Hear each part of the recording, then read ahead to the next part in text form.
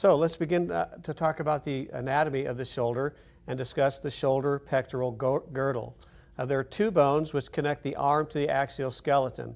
In this particular definition, the humerus is not included in the shoulder pectoral girdle.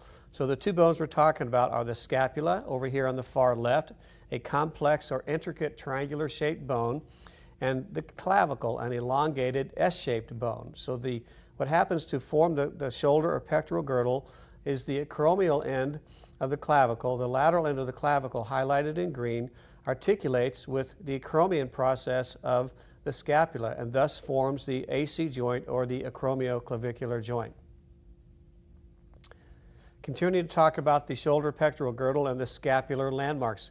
This may be review to some of you, but I can tell you as we progress through this and we get to the point of reading images and doing ultrasound guided procedures, your ability to describe and understand what you see with questions on the examination are going to relate directly back to this. So let's talk about the scapular landmarks.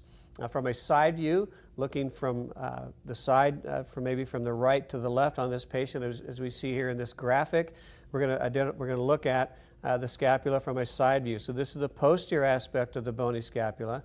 This is the anterior aspect of the scapula. And as we look in that side view, looking lateral to medial, we can identify some bony prominences.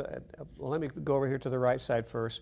This is an A to P view of the scapula. So here in this margin here is labeled for you. That's the subscapular margin of the wing bone or the scapula that we have on the back side of the body. So if we're looking A to P, we're looking at the underneath side of the scapula. So the bony prominences or the landmarks we need to understand on the scapula are this.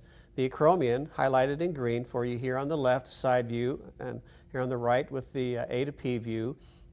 Highlighted in red is the coracoid process of the scapula, and then highlighted in yellow here in the side view and the A to P view is the glenoid fossa. So again, acromion process, coracoid process, and glenoid fossa that we have on the scapular landmarks.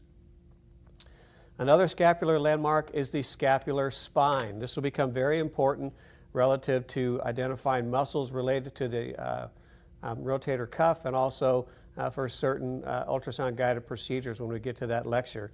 The scapular spine is a horizontal bony ridge that separates the supraspinatus from the infraspinatus muscle. So the scapular spine over here on the left, I'm going to trace it out with the dotted arrow right there. That's tracing out the horizontal reflection of the scapular spine, and there it is flashing on the scapular graphic.